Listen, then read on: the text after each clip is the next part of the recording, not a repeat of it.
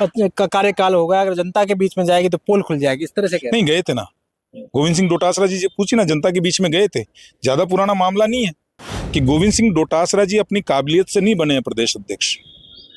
सचिन पायलट जी के मैरो क्रम पे और दो लोगों की लड़ाई के अंदर हमारे राजस्थानी में कहते हैं बलाई का भाग का चीका टूटा है। जिस दिन चुनाव आयोग चाहे उस दिन हम चुनाव करा देंगे, जिस दिन ओबीसी आयोग की रिपोर्ट आएगी उस दिन चुनाव करा देंगे। नमस्कार, पॉलिटिकल पंचायत में आपका स्वागत है। मैं हूं दशरथ सिंह। पंचायत चुनाव को लेकर लगातार सियासत तेज हो गई है।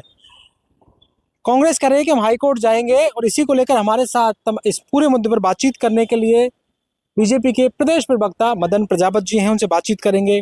मदन जी, कांग्रेस कह रही है हम हाईकोर्ट जाएंगे और 30 सितंबर तक ओबीसी आयोग की रिपोर्ट नहीं आई, उसको लेकर कार्यकाल बढ़ा दिया, उसको लेकर कांग्रेस सवाल खड़े कर रही है। देखिए, कांग्रेस कहीं भी जा सकती है। देश लोकतंत्र और संविधान से चलता है और जो भी संवैधानिक चीजें हैं या संवैधानिक स्वतंत्रता है उसका उपयोग करे। कांग्रेस जाए, हम मना थोड़ी कर रहे हैं, लेकिन ये कहना कि चुनाव हम इसलिए नहीं करा रहे, ये गलत बात होगी। क्योंकि जो कांग्रेस के खोदे हुए खड्डे हैं, भजन लाल जी की सरकार तो उनको भर रही है और गोविंद सिंह डोटासरा जी को ये सोचना चाहिए कि जब सुप्रीम कोर्ट का आदेश है, माननीय सर्वोच्च न्यायालय ने स्पष्ट शब्दों में कहा है कि जब तक ओबीसी का सर्वे नहीं हो जाए, 3 लेयर सर्वे नहीं हो जाए, उसकी रिपोर्ट के आधार पे आपको सीटों को आवंटन करना, आरक्षित करना है।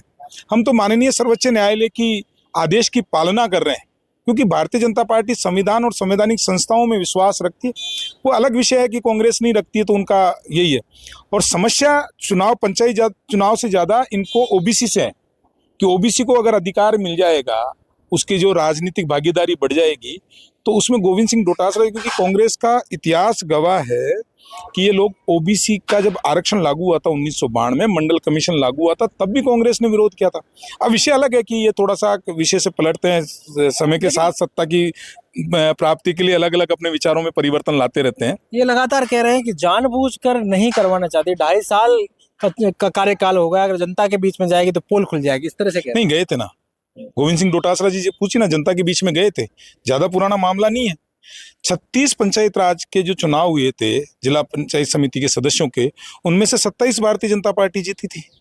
और ये जो बड़बोले नेता हैं, कांग्रेस के बयानवीर नेता जो आए और भाषण देने वाले भाषणबाज नेता, बड़बोले नेता गोविंद सिंह डोटासरा जी अपने यहाँ पे एक पंचायत समिति का सदस्य का चुनाव नहीं बचा पाए थे। ये अपनी नाकामियों को सरकार के माध्यम से सरकार के पीछे छुपाना चाहते हैं। ये बयान देके जो नाकामियां है विपक्ष की, आज की तारीख में राजस्थान का जो विपक्ष है बिल्कुल नकारा विपक्ष है, मुद्दाहीन विपक्ष है, क्योंकि मुद्दों की राजनीति करते नहीं।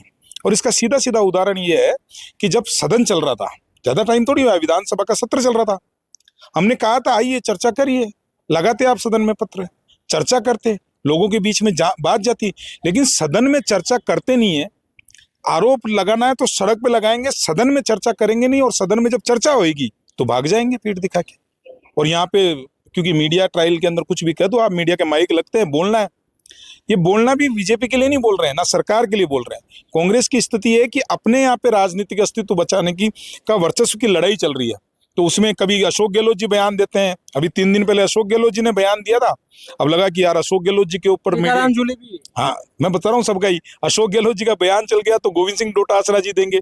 अब गोविंद सिंह डोटासरा जी के बाद में टीकाराम जूली जी भी देंगे और उसके बाद में सचिन पायलट जी भी देंगे। अगर वहां पता चल गया कि 3 नेता बोल चुके तो वो वहां से बयान देंगे। कांग्रेस में सिर्फ और सिर्फ बयानवीर नेता है, धरातल पे जिनका राजनीतिक अस्तित्व खत्म होता जा रहा है। और अब तो कांग्रेस पार्टी भी इनको नहीं पूछ रही। और मैं फिर कहता हूं कि गोविंद सिंह डोटासरा जी अपनी काबिलियत से नहीं बने हैं प्रदेश अध्यक्ष। सचिन पायलट जी के मैरो क्रम पे और 2 लोगों की लड़ाई के अंदर हमारे राजस्थानी में कहते हैं बलाई का भाग का चीका टूटा है। तो वो जो चीका टूट के जो अध्यक्ष की आप कुर्सी का आनंद उठा रहे हैं ना, वो हमको पता है कि आपकी काबिलियत कितनी थी अध्यक्षता के अंदर। विधानसभा के चुनाव भी आप आ रहे हैं, उपचुनाव भी आप आ रहे हैं, आपके नेतृत्व में क्या स्थिति कांग्रेस की हो गई वो हमको कहने की जरूरत नहीं, क्योंकि आपका अंदरूनी मामला है। लेकिन मैं फिर कहता हूँ, निश्चित देता हूँ कि अपने यहाँ से सीख लो। 2019 में पंचायत राज और नगर निकाय के चुनाव थे, इसको खंड खंड करने वाले कांग्रेस थे। जब सत्ता बचानी थी तभी चुनाव कराते थे 10 पंचायतों का। और इतिहास गवाह है कि कभी पंचायत समिति और जिला परिषद के चुनाव अलग अलग नहीं है, एक ही दिन वोट पड़ते थे। इनके राज में यह भी हुआ है कि पंचायत के चुनाव अलग हुए हैं और जिला परिषद के चुनाव अलग हुए हैं, सरपंच के चुनाव अलग हुए हैं। 23 महीने तक इन्होंने राजस्थान को चुनाव में धकेले रखा। जब क्या मजबूरी थी? जब संविधान और लोकतंत्र नहीं था, लोकतंत्र के आप मजाक उड़ाते हो, और जब लोकतांत्रिक प्रक्रियाओं से सरकार काम कर रही है तो आप कह रहे हो कि लोकतंत्र नहीं है। भैया लोकतंत्र की परिभाषा क्या है आपके यहाँ पे? हाई कोर्ट का हवाला दे रहे हैं कि 15 अप्रैल का टाइम दिया था, उन्होंने कहा कि 15 अप्रैल तक चुनाव होने चाहिए, लेकिन सरकार रिपोर्ट नहीं ले रही है, टाइम बढ़ा रही है। पंचायती राज चुनाव में 1900 करोड़ रुपए का जो रुपए है वो खत्म कर दिए सरकार ने, देखिए से जो मिलने वाला। हाई कोर्ट का जो निर्णय था, हमारी पार्टी पूरा उसका आदर करती है, सम्मान करती है, हम तो उसके हिसाब से हमने काम कर दिया। सरकार की, मैं फिर कहता हूं, सरकार की तैयारियां पूर्ण चुनाव कराने के लिए चुनाव आयोग को तय करना है। चुनाव आयोग या ओबीसी आयोग का जो चुनाव नहीं हो रहा है उसमें ओबीसी आयोग की रिपोर्ट है, और ओबीसी आयोग की रिपोर्ट के बिना चुनाव कराने के लिए किसने मना किया है? सर्वोच्च न्यायालय ने मना किया है। तो आप वहां भी तो न्यायालय के आदेश की पालना ही कर रहे हैं ना। जब सर्वोच्च न्यायालय ने हमको आदेश दे रखा है, अब अगर कोई सर्वोच्च न्यायालय का कोई अन्य आदेश आएगा तो हम तो उसकी पालना करेंगे।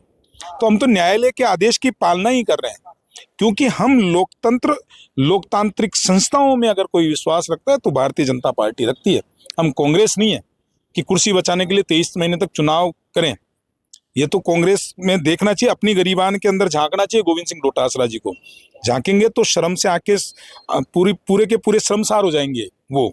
और मैं कहता हूं फिर राजस्थान की जनता ने आपको जो कार्य दिया उसको आप ईमानदारी से करिए।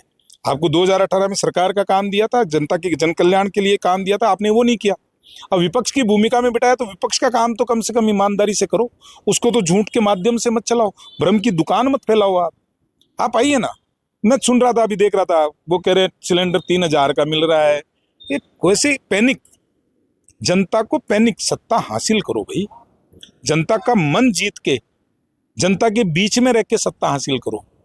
भ्रम फैला के झूठ की राजनीति करना, लड़ाना, झगड़ाना, पैनिक करना, बयान देना, इस तरीके से करके, और जनता जानती है, क्योंकि हमको पता है कि आपका राजनीतिक इतिहास ऐसा रहा है जिसके अंदर आप झूठ बोल के, डरा के, इसी तरीके से आपने सत्ता पे काबिज रहे हो। लेकिन आज का जमाना अलग है, आज की पीढ़ी अलग है, आज के लोगों को सब कुछ पता है, वो समझते हैं, जानते हैं, इसीलिए आप विपक्ष में बैठे और हम सत्ता में बैठे हैं। नहीं, ट्रिपल टेस्ट की आप बात कर रहे थे, सुप्रीम कोर्ट की गाइडलाइन आप बता रहे थे, तो क्या है ये ट्रिपल टेस्ट? देखिए ट्रिपल लेयर का जो है वो सुप्रीम कोर्ट का कभी समय लग जाएगा मेरे को बताने में, उसमें उसके हिसाब से कि आपको मीडिया के माध्यम से, अखबार के माध्यम से वहाँ जाके आप धरातल पे खड़े होके वहाँ की परिस्थितियों को देख के आपको रिपोर्ट बनानी है। उस रिपोर्ट को सरकार के समक्ष रखना है, सरकार उसको सत्यापित करवाएगी कि जो रिपोर्ट आई है सही है। उसके आधार पर आपको आरक्षित करनी है सीटें, कि ओबीसी की जनसंख्या के आधार पे वो सीटें आरक्षित होगी। और उसका तरीका ये नहीं कि आप एक लेयर में कि गए, आपको आपका सोशल मीडिया के माध्यम से भी वहाँ का पता करना है, आपको अखबार और जर्नलिस्ट के माध्यम से भी करना है, आपको धरातल पे भी जाना है, सर्वे भी कराना है। ये तीनों के माध्यम से जो सर्वे निकल के आएगा उसके आधार पे आपको वहाँ की जनसंख्या की रिपोर्ट देनी है, और उस जनसंख्या के आधार में उनकी कितनी राजनीतिक भागीदारी होना चाहिए, कितनी सीटें आरक्षित होना चाहिए, उस हिसाब से काम करना। ओबीसी आयोग की रिपोर्ट जब तक नहीं आएगी चुनाव फिर नहीं हो पाएंगे? नहीं, अगर हम ये करेंगे तो माननीय सर्वोच्च न्यायालय का जो आदेश है उसकी पालना नहीं होगी। हम नहीं कह रहे, सरकार, मैं फिर कहता हूँ, सरकार चुनाव कराने के लिए प्रतिबद्ध है, सरकार की तैयारियां पूर्ण है। जिस दिन चुनाव आयोग चाहे उस दिन हम चुनाव करा देंगे, जिस दिन ओबीसी आयोग की रिपोर्ट आएगी उस दिन चुनाव करा देंगे। ओबीसी आयोग अपनी रिपोर्ट दे दे, हम सिर्फ और सिर्फ माननीय सर्वोच्च न्यायालय के आदेश की पालना कर रहे हैं। जिस तरह से वो कह रहे हैं कि पुरानी लिस्ट एसआईआर को लेकर कि पुरानी चुनाव आयोग पे सवाल खड़े कर रहे हैं कि पुरानी लिस्ट से क्यों चुनाव करवा रहे हैं, नई लिस्ट से क्यों नहीं करवाते? नहीं, तो ये इसका एक मीडिया में कहने से क्या मतलब है? आप राजनीतिक दल हैं, चुनाव आयोग स्वतंत्र संस्था है, आप चुनाव आयोग से टाइम लीजिए, उनको अपनी बात बताइए, वो जो भी सवाल जवाब आप मीडिया में कर रहे हैं वो चुनाव आयोग के यहाँ पत्र लिख के करवाइए, वहां से जो जवाब आएगा वो सार्वजनिक करिए कि क्या कारण है। हम थोड़ी ना है उसमें पार्टी। लेकिन आपको क्या है, संवैधानिक संस्थाओं को बदनाम करने का अगर आपने सोच रखा है तो वो अलग विषय है।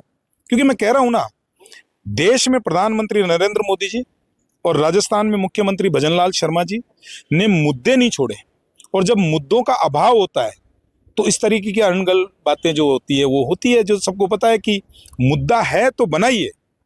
हम जब विपक्ष में थे तो पेपर लीक हुआ, हमने कहा, यही गोविंद सिंह डोटासरा जी ने कहा, पेपर लीक नहीं हुआ, जो बोले उसको जेल में डाल दो। हमने सड़कों पे संघर्ष किया, प्रमाण दिए, ये साबित हुआ कि रीट का पेपर लीक हुआ, चोरी हुआ साबित। ऐसा कोई है तो आप भी साबित कीजिए। आपके पास में मुद्दे ही नहीं है, अगर हम किसी चीज पे बोल रहे थे तो देश की संस्थाएं उसको बोल रही थी। हमने कहा कि महिला अत्याचार अधिक है तो एनसीआरबी के आंकड़े के आधार पे कहा भाई हमने।